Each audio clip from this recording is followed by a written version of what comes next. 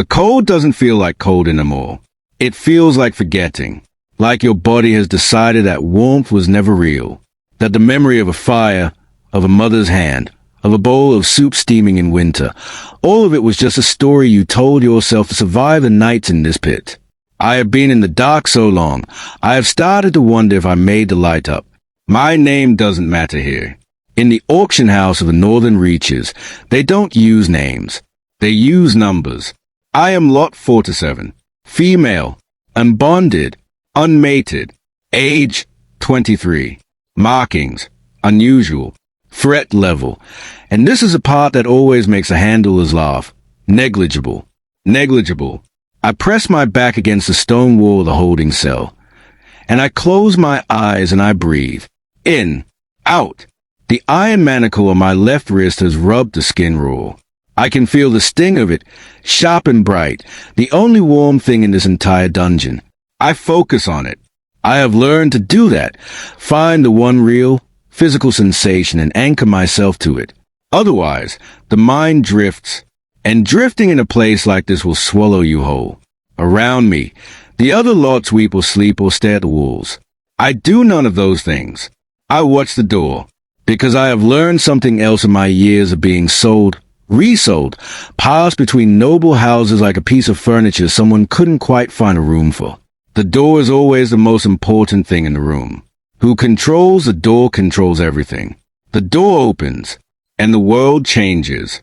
I smell him before I see him. That is not a poetic thing to say. It is simply true. The dungeon reeks of mildew and fear sweat, and the particular animal despair of bodies kept too long in too small space. But threading through all of it, cutting through it like a blade through silk, comes something else entirely. Pine resin, cold mountain air, and something underneath that, something darker. Something that smells like power the way thunderstorms smell like lightning. A pressure before the strike. He walks in with 2 guards at his back, but you would never notice the guards. You would only ever notice him. He is taller than the doorframe requires him to be, and yet he doesn't duck. He simply expects the doorframe to be taller. He wears no crown, no ceremonial armor, just dark riding clothes and a coat the color of a winter sky, and the absolute crushing certainty of a man who has never once in his life been told no and believed it. The Alpha King of the Northern Reaches. Gibbs Wilshire. I know his name the way everyone knows his name. Like knowing the name of a glacier. You don't need to have touched it to understand it will split a mountain if it decides to move. He moves through the holding cells slowly, deliberately, like a man appraising livestock. No, that's not quite right. Livestock, at least, he would look at with interest. He looks at the other lots the way you look at furniture you already have and don't need more of. Until he gets to me. He stops. I don't look away. That is my first mistake. Oh, my first act of war. Sometimes they are the same thing. His eyes are the color of a frozen lake. That pale, pale gray that isn't quite blue, isn't quite silver. They sweep over me the way a general surveys a map. Measuring, cataloging. And then, when he gets to my face and finds me already looking back at him, something shifts. Something almost imperceptible in those Arctic eyes. He wasn't expecting that. Good. He crouches down in front of my cell.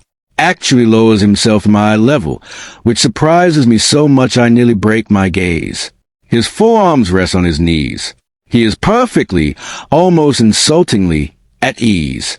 What's your threat assessment? He asks. He isn't asking me. He's asking the handler behind him. Negligible, my king. MM. The sound is a low, thoughtful rumble in his chest. His eyes haven't left mine. And her markings. Unknown origin, my king. The assessors couldn't classify them. Unknown. He says the word like he's tasting it, rolling it around. Interesting. I feel the markings in question, a network of faintly luminescent lines that trace my collarbone and curl up my neck, that appear and disappear like a tide depending on emotions I can't always control. I feel them go very, very still beneath my skin. Hiding. They've always hidden from strangers. But I don't hide. You're staring, I say. The handler behind him makes a choked, horrified sound. Gibbs Wilshire goes very still, and then, slowly, the corner of his mouth moves. Not quite a smile. The ghost of something that remembers what a smile was. "So are you," he says. "You came into my cell. It's my dungeon. And this is my face." The silence that follows is the loudest thing I have ever heard. Every other person in this room has stopped breathing. The guards' hands have gone to their weapons. The handler looks like he might genuinely faint.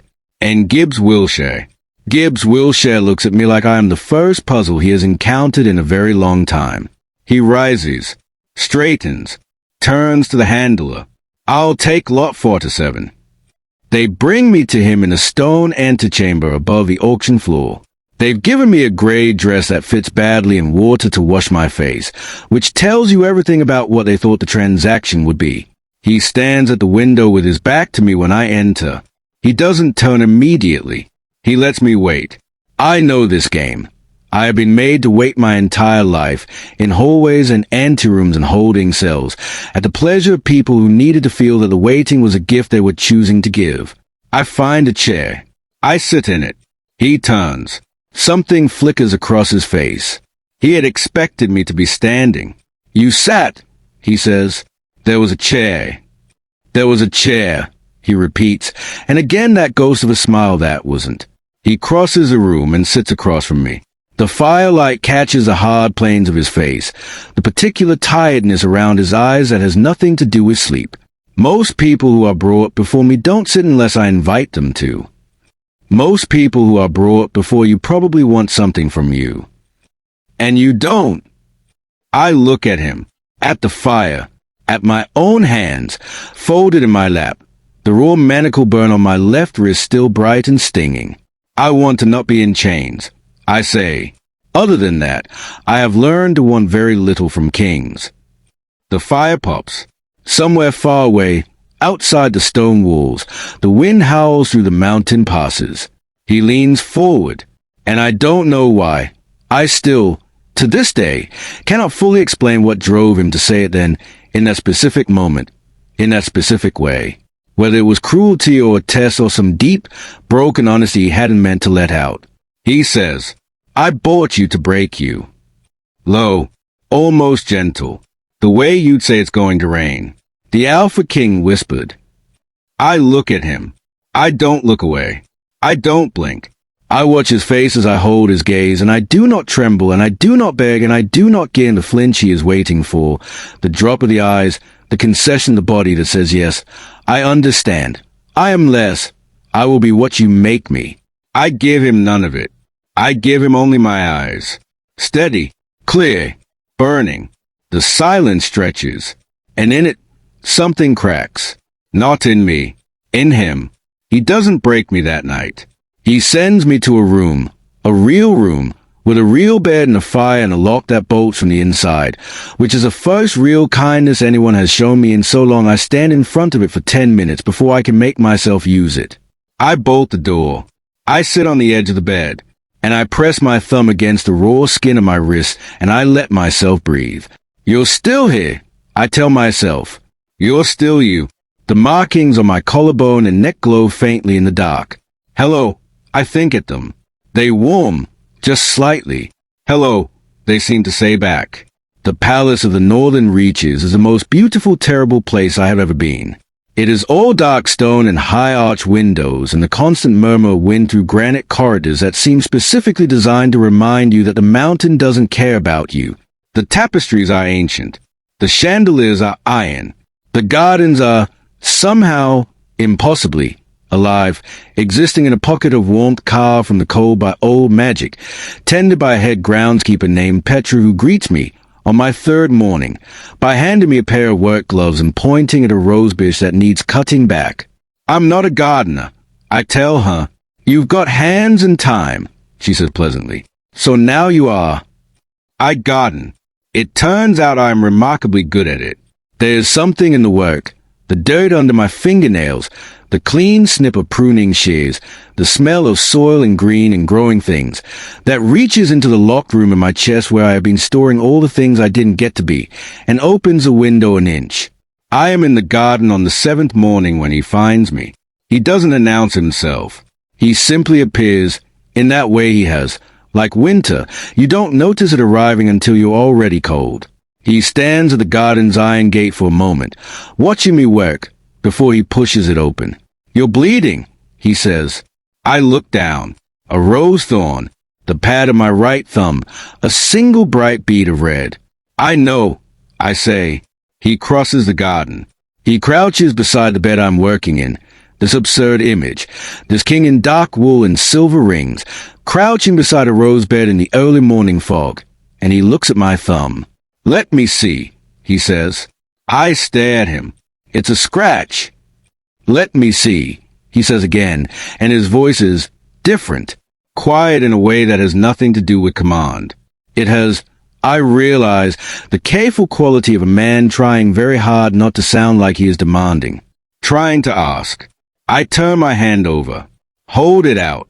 He doesn't grab it. He waits. One breath. Two.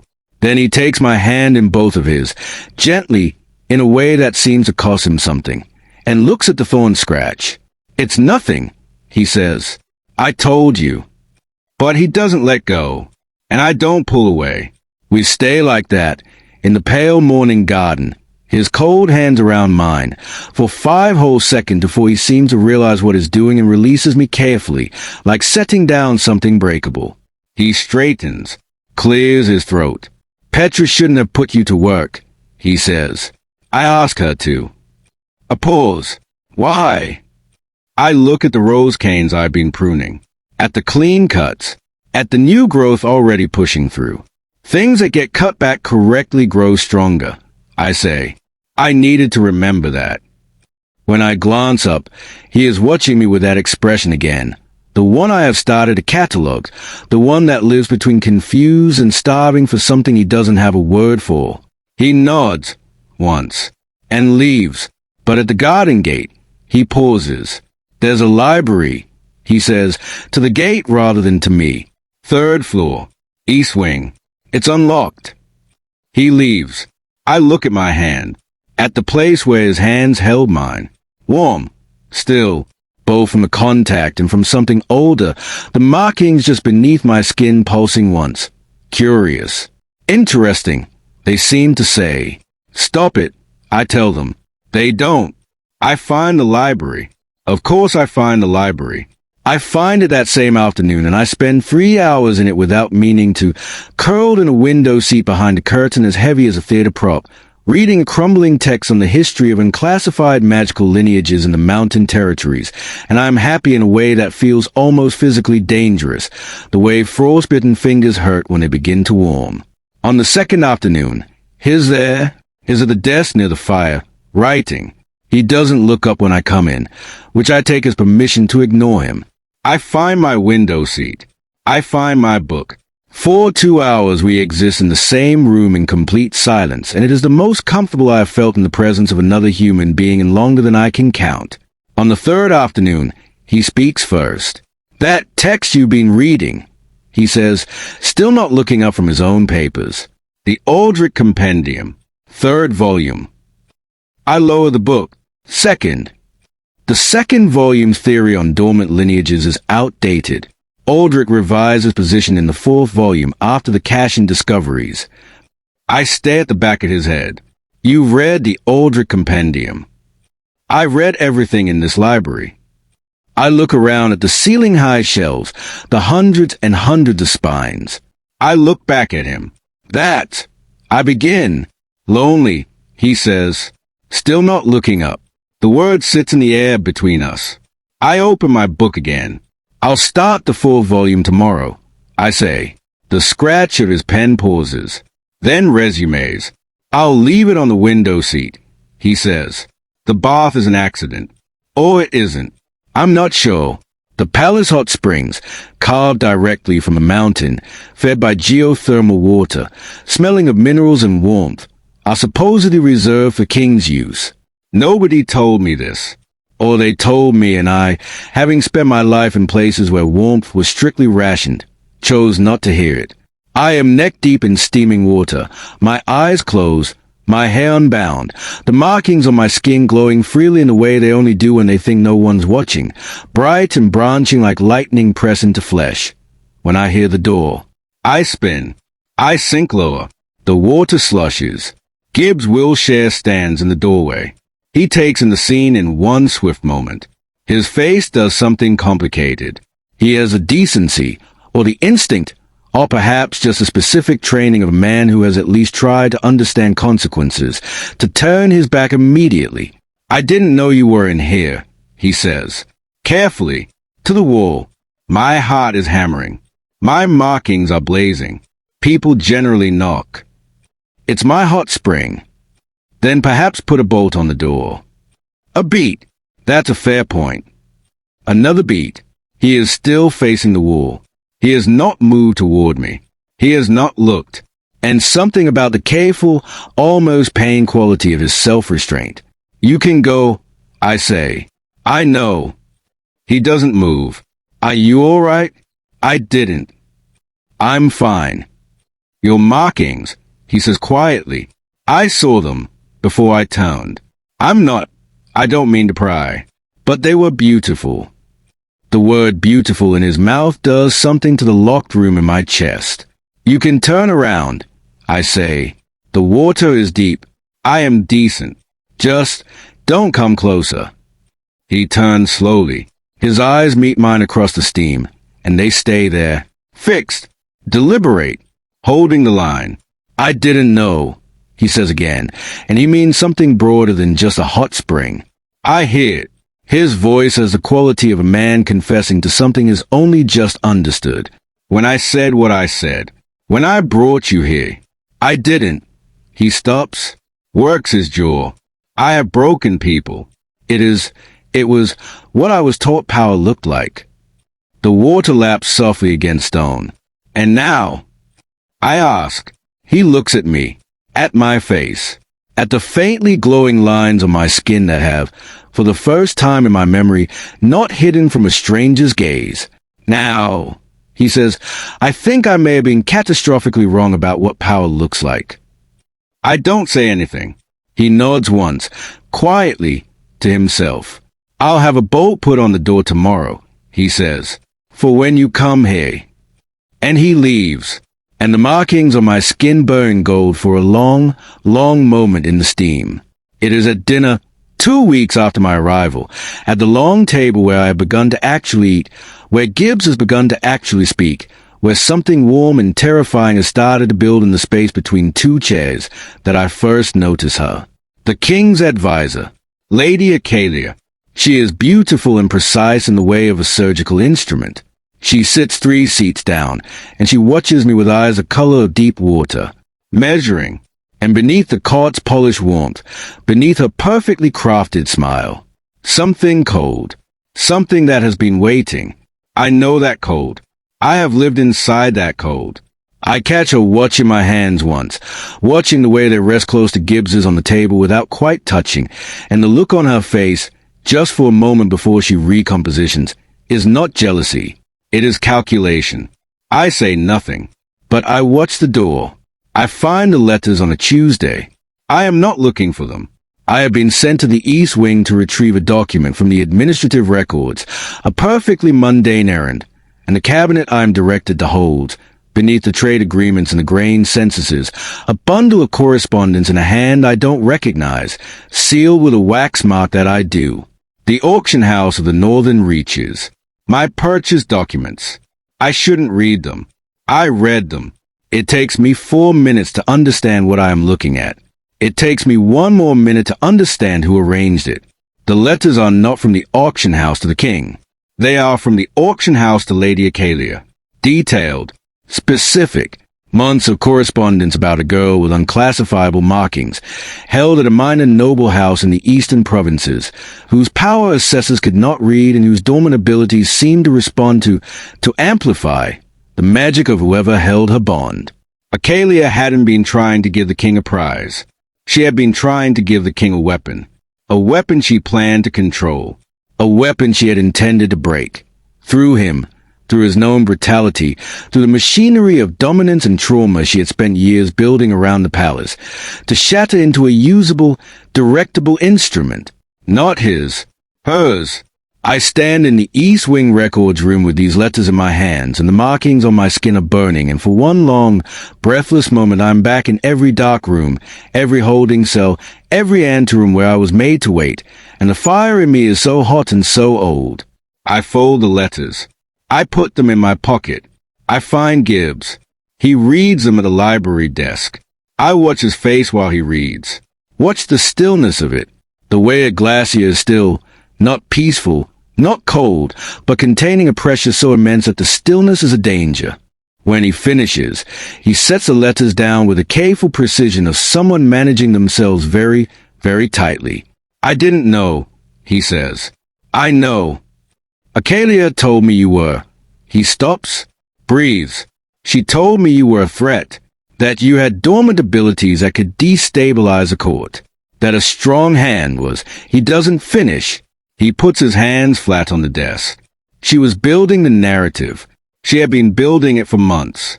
To make me into the instrument. Yes. He looks at me then, and the look on his face is something I will carry for the rest of my life, because it is not rage, though the rage is there, underneath. It is grief, sharp and genuine and directed, with a precise self-awareness that costs him visibly, inward. I almost did it. He says quietly, I almost. His jaw tightens. You looked at me that first night and didn't blink, and I almost. But you didn't. That's not sufficient. No, I agree. It isn't. But it's what we have to work with. He looks at his hands on the desk. Then, slowly, he reaches across the space between us and turns his palm upward. Not a grab, not a command, just an open hand. An offering, an asking. I look at it for a long time. Then I place my hand in his. His fingers close, carefully, around mine. What do you want to do? He asks. And the power of those 5 words, the fact that this king, this man who bought a person and called it power, is asking her what she wants, lands on my chest like the first real warmth in a very long year. I want justice, I say, not destruction. I have been a tool of destruction before, and I have seen what it makes of the people who wield it. He listens. I want her removed from court. I want an accounting of every transaction that letter trail leads back to. I want the auction house investigated. And I want, my voice catches. I push through it. I want the others, the ones in those cells. I want to know what became of them. Then that's what we'll do, he says. Simple. Certain. No negotiation. No we'll see. No that may be complicated. That's what we'll do. The confrontation happens in the throne room, which I do not plan but which is, in retrospect, where it had to happen. Acalia is there for a routine audience. She doesn't know I found the letters. She has spent 2 weeks watching me with that cold, patient certainty of a woman who believes she has already won. She is very good at maintaining composure. She maintains it through the first 3 letters being read aloud. The 4th one, the one that is written in her own handwriting, that details not just a purchase arrangement but the specific psychological techniques she had recommended, based on my history, for my breaking. By the 4th one, the composure cracks. I watch it happen. I watch her face go through calculation to anger to the particular fury of someone who has never truly been held accountable, who has spent a lifetime ensuring she never would be. She turns to me then, to me specifically, the room full of court witnesses, the king beside me, all of it falls away in her gaze, and she looks at me with a hatred so pure it's almost honest. You're nothing, she says, low and vicious. You were nothing. A number in a cell with marks no one could read. I was the one who saw what you could be. You saw what I could do for you. I say, same thing. No, I say, it isn't. The markings on my skin are blazing now, full light, branching and burning, and I feel the dormant thing in my chest that I have spent my whole life trying to press down and hide and make small and negligible rising up like a tide. I have finally given myself permission to stop fighting. It doesn't lash out. It doesn't destroy. It simply illuminates. The room fills, briefly, with warm golden light.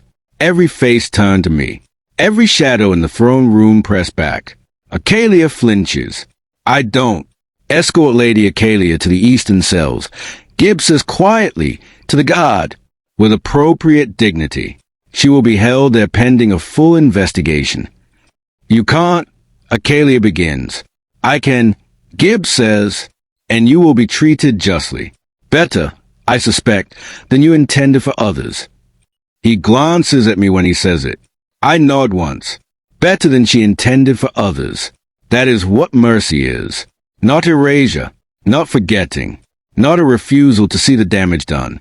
It is a choice to build something better anyway, in full acknowledgement of the wreckage. Acalia is escorted out. The light in the room settles. I exhale, and Gibbs's hand finds mine in the stillness after, the same open-palmed asking as before, no gripping, no claiming, and I take it. They find 19 others from the auction house correspondence.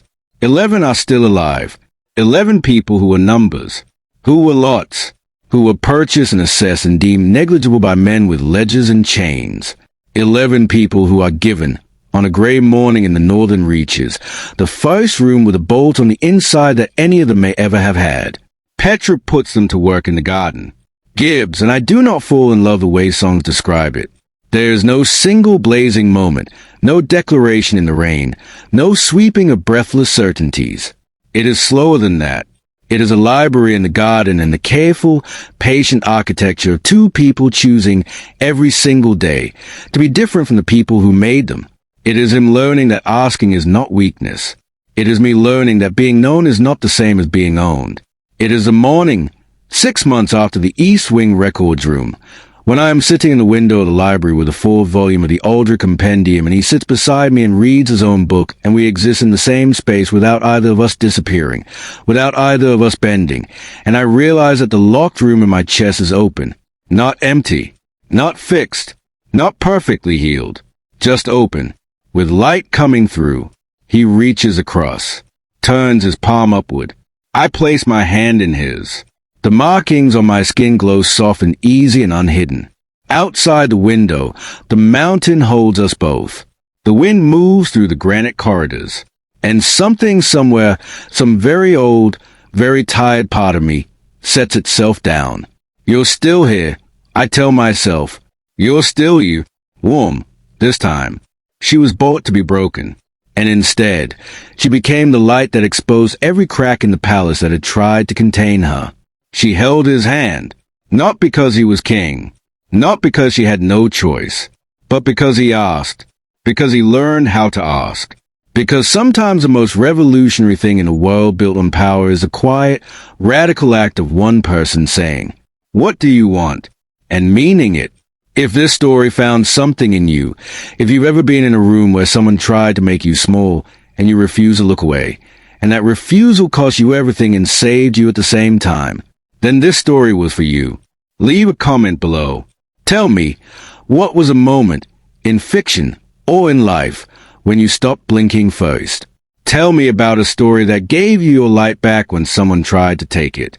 And if you want more dark palaces with warm libraries inside, more kings learning the weight of an open palm, more heroines who glow in the dark and don't apologize for it, subscribe, because we are only just beginning. The mountain has many more rooms, and in every single one of them, the bolt is on the inside,